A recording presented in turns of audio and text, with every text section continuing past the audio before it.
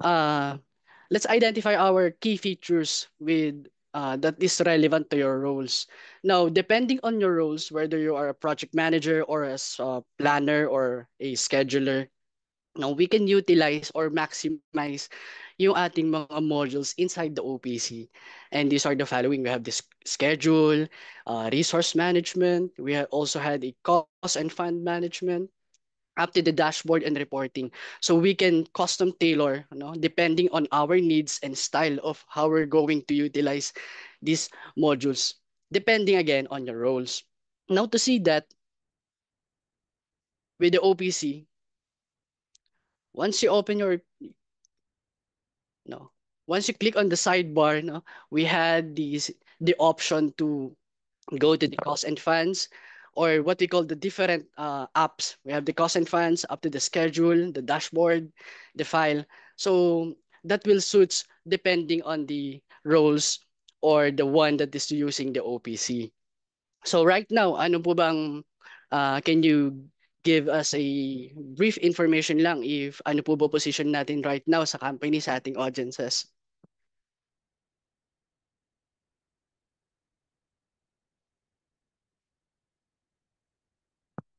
You can type po kung ano po ba tayo? Planners po ba tayo? Project managers? Or ano po ba tayo? Cost engineers?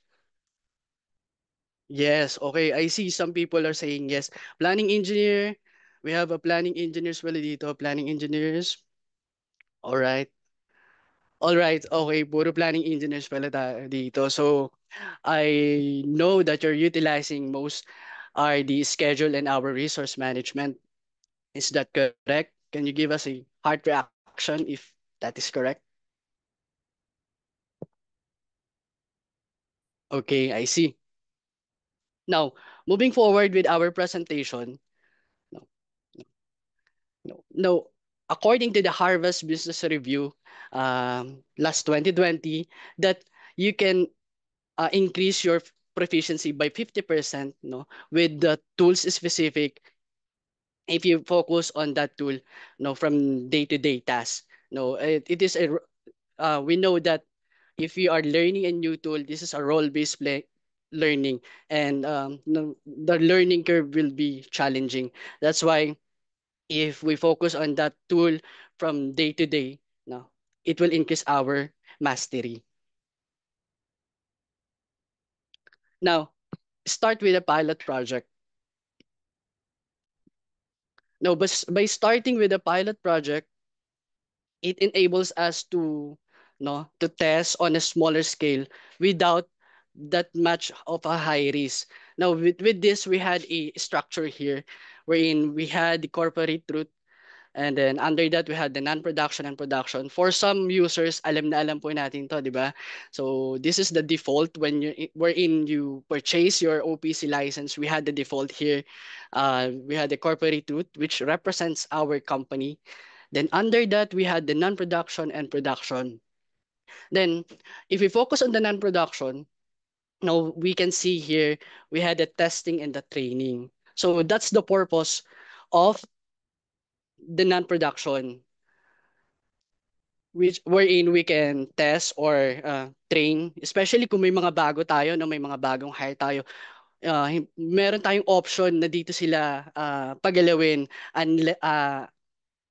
eh, unlike sa production, this is our live and actual project. So walang risk na may mabago sila dun sa ating mga actual projects, no? And with that kind of trial implementations, no, according to Project Management Institute, that software adoption rates are increased by 20% if we had that kind of testing or training workspace, or what we call sandbox, no. It helps our employees to overcome the fear of failure, kasi nga if magkamali man tayo, and still nandun pa rin tayo sa testing ground, no. So that is one of the features din ni OPC. And one of also of the key features ni OPC is collaboration with your team. Now, inside our activities, meron tayong makikita dyan na discussion toolbar, no, discussion tab. So it here if we hover on the activity grid, meron tayong option dito to discuss a certain activity. Now, once we click that, no, it will have a wizard, no? Pwede tayong mag-post ng comment dito. We can mention our colleague na meron ding license with the OPC, and here we can discuss further regarding din sa ating concern with that certain activity. So that kind of collaboration help the team for seamless communication. And according to the PMI again, no, that there's a 30% increase in overall project success rates if companies prioritize collaboration tools. Now, how can we overcome the learning curve? Um, Here we have the two tips, no, na if we are new to the OPC or any solution, we can overcome the learning curve by dedicating 2 to 3 hours per week. No, it helps us to become proficient as the time goes by.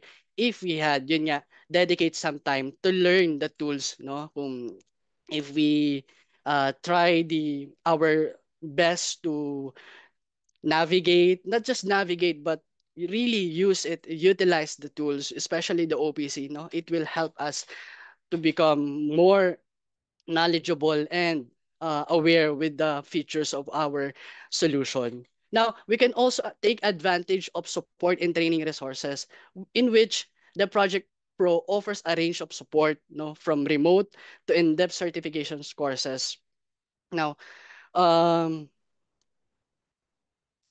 also, we can join a user community. No, that did you know that Oracle Cloud has a community of more than 30,000 active users. No, pag sumali po tayo sa mga ganyang community with under the Oracle Primavera, uh, yung mga user natin na mas nauna pa sa atin, no, na mas familiar with OPC and mas experienced talaga with OPC, no, they can give also an insights, no, at an idea on how we can further utilize the OPC.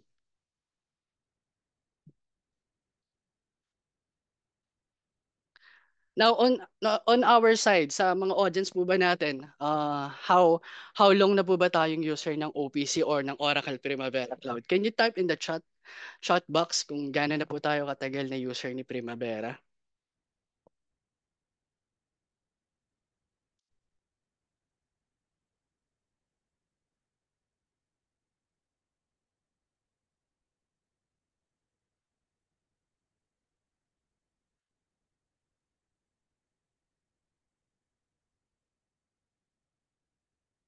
Okay, I see.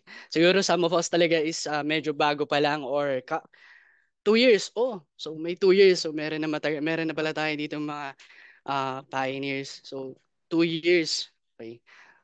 Okay, for some siguro ka-adapt pa lang ng OPC, which is good since some of the companies, no, 60, sabi nga as per my colleague Sir George, that 60% of the companies are adapting, no, to transitioning to the cloud.